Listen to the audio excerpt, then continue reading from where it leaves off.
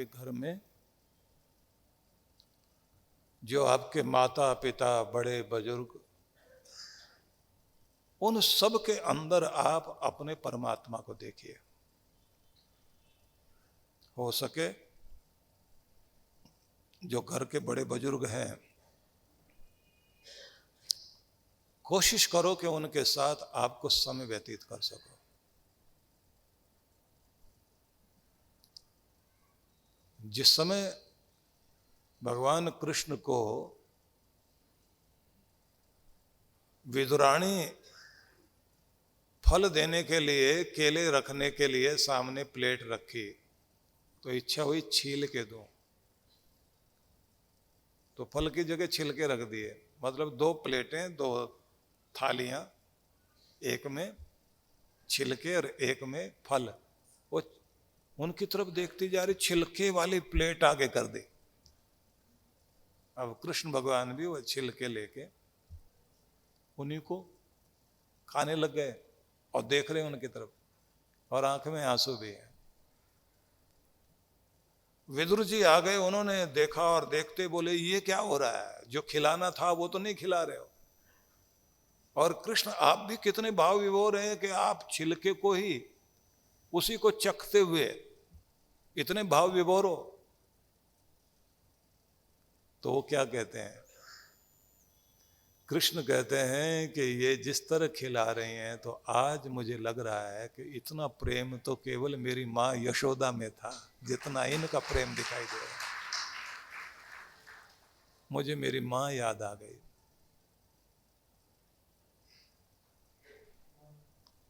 क्योंकि एक माँ ही ऐसी है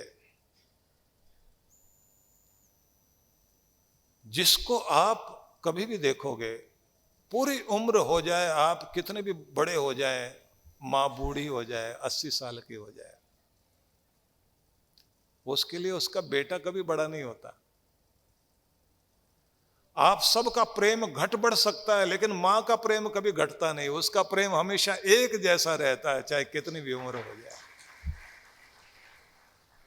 उसके प्रेम में कभी कमी नहीं आती। इसलिए पूरी दुनिया के लिए आप एक व्यक्ति हो, सिर्फ एक व्यक्ति। मां के लिए आप व्यक्ति नहीं हो, मां के लिए आप पूरी दुनिया हो। आपको देख करके उसको अपनी पूरी दुनिया याद आती है। मेरे बच्चे में मेरी पूरी दुनिया बसती है। मेरे लिए सारी दुनिया खुश है अगर मेरा बच्चा खुश है। तो मेरा बच्चा परेशान है तो मेरे लिए तो सारी दुनिया दुख ही दुख है। ये भावना केवल मां के अंदर होती है। उस प्रेम को कोई और नहीं समझ सकता। अगर मां बाप ना रहे तो बहन भाई भी इकट्ठे बैठा करो। बहन भाई जब बैठते हैं ना, तो भाई को बहन की तरफ ध्यान से देखना चाहिए। उसमें मां की झलक मिलेगी। मां से चेहरा मिलता है ना, तो मां दिखाई देती है उसमें। और बहन को अपने भाई को देखना चाहिए, उसमें पिता की झलक मिलती है। दोनों माँ पिता दोनों सामने झलक लेके बैठे हुए हैं। उसी तरह से एक दूसरे को देख करके एक दूसरे का सम्मान कर लें और अपने घर में प्यार का वातावरण बना लें। तो यही तो है हमारी संस्कृति, यही तो हमारा प्रेम है। इसी को तो लेके जीना चाहिए ना, कि बहन को देखता हूं तो मुझे मेरी माँ याद आती है। और बहन को भी ये लगे जब अपने भाई को देखती हूँ तो उनमें झलक मेरे पिता की मिलती है। और उसे भी कोशिश करनी चाहिए अपनी छोटी बहन को उसी तरह से ध्यान दे, कमी ना होने दे। सच में घर में भाई बहन एक दूसरे का ध्यान रखते हैं तो घर में बरकत पड़ती है। ये सारी संस्कृति आपको अपने कृष्ण से, उनकी गीता से मिलेगी, राम जी से मिलेगी, अपने ग्रंथों से मिलेगी। इसलिए अपने ग्रंथों के निकट आइए, इनको पढ़िए, देखिए, समझिए। आप अपने संस्कारों के साथ जुड़िए, अपनी परंपराओं के साथ जुड़िए। और घर में जो आपके बड़े बुजुर्ग हैं उनके साथ थोड़ी देर बैठिए। कुछ नहीं तो बातचीत करो उनसे। और इतना नहीं होता कि आप गए और जाके कहा कि ठीक है ना, तबीयत ठीक है ना, दवाई वगैरह ली है ना, कोई चीज की और जरूरत तो नहीं है, कुछ चाहिए तो बता देना, इतना कह के उठ गए आप। नहीं, उनके साथ बैठिए थोड़ी देर, वो कुछ भी बोले हैं, एक बात को 10 बार दोहराएं, सुनो बैठ के।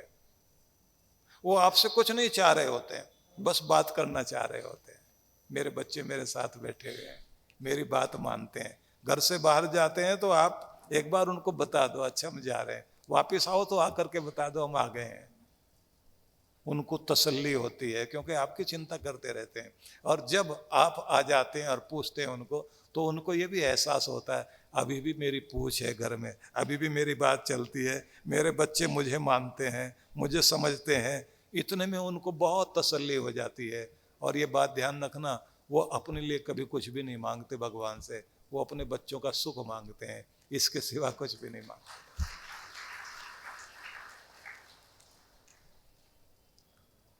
जिस घर में ये सब चीजें हैं वहां बहुत खुशी है।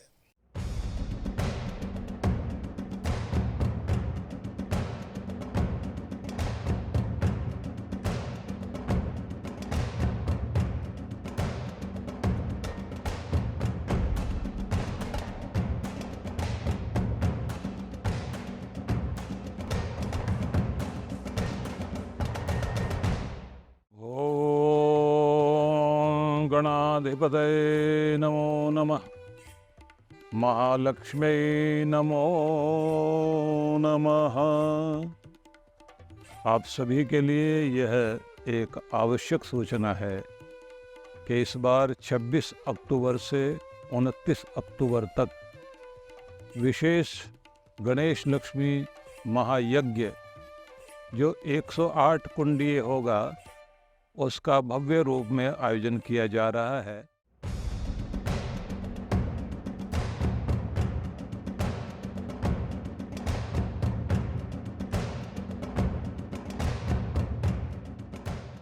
और हम सभी इस बात को जानते हैं कि हमारी भारतीय संस्कृति में सबसे पुरातन पूजा पद्धति यदि कोई है तो यज्ञ की ही पूजा पद्धति सबसे पुरातन है।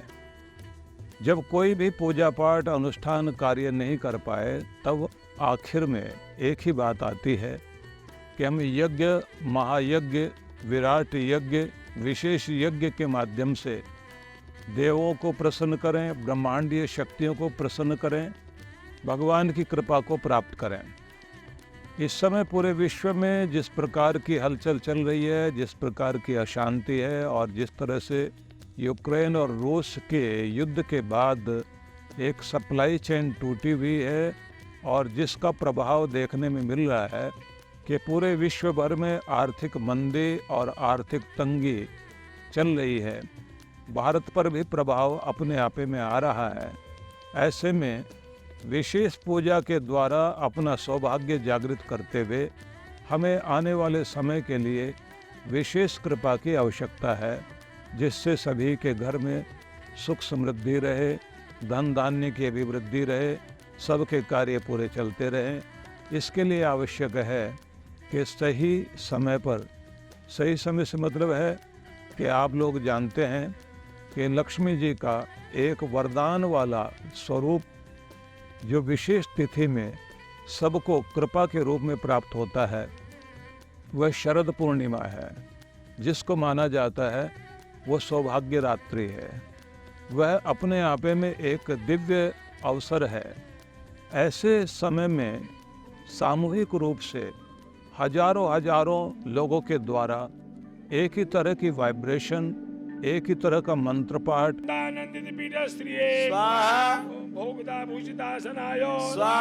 एक ही तरह की ध्वनियों का प्रभाव ब्रह्मांड में जिस तरह से होता है, उसका एक परिणाम अवश्य निकलता है कि जो हम सभी सोचते हैं कि हमारा सौभाग्य बढ़े, हमारा आरोग्य बढ़े, हमारी सुख समृद्धि बढ़े, हमारे घर में सब प्रकार का ऐश्वर्य आए, हमारी कामनाएं पूर्ण हों, हमें विजयश्री मिले, सफलताएं प्राप्त हों, तो ऐसे सभी परिणाम हमें उस कृपा से प्राप्त होते हैं, जो कृपा हम सामूहिक रूप से यज्ञ करते हुए, एक साथ मंत्र घोष करते हुए जो कृपा प्राप्त कर सकते हैं, वो आश्चर्यजनक है, वो अद्भुत है।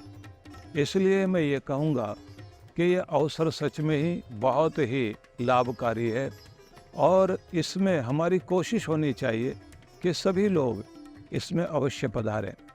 एक बात और भी, मान लीजिए कि आप एक दिन परिवार सहित यज्ञ में बैठें और आपकी इच्छा है कि आप 2-3 दिन यहाँ रुक करके और अन्य पाठ में भाग लें, तो उसके लिए भी हम व्यवस्था कर रहे हैं कि आप यहाँ आइए, ठहरिए, परमात्मा कृपा करेंगे, सभी सामूहिक रूप से इकट्ठे बैठें और यज्ञ में भाग लें।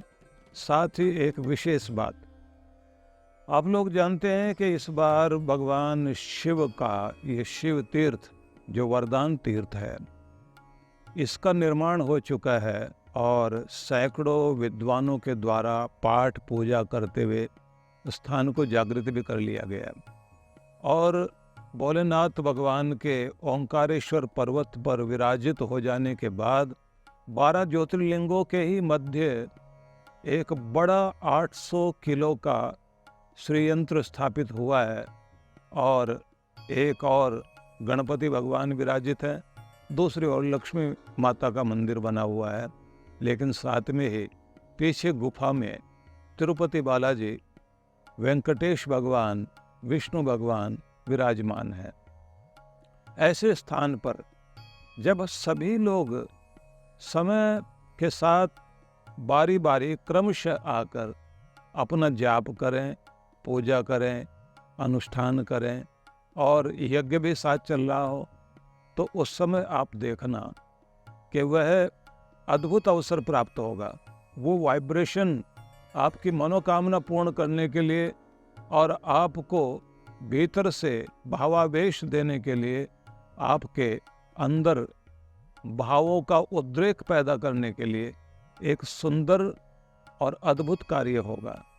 इसलिए मैं ये चाहूँगा कि इस अवसर पर आप अवश्य पधारें, अभी से अपनी बुकिंग करें।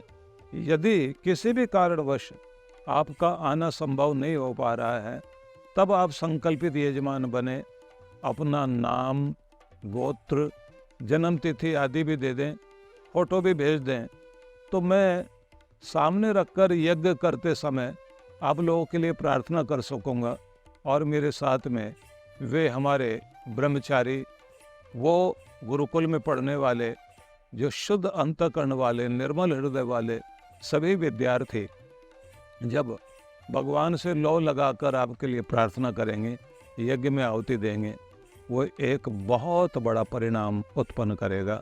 परमात्मा करेंगे, आपकी कामना पूरी होगी। इस अवसर पर मेरा निमंत्रण है, अब अवश्य पधारिए और इसमें भाग लीजिए। आप सबके लिए बहुत बहुत मंगल कामना।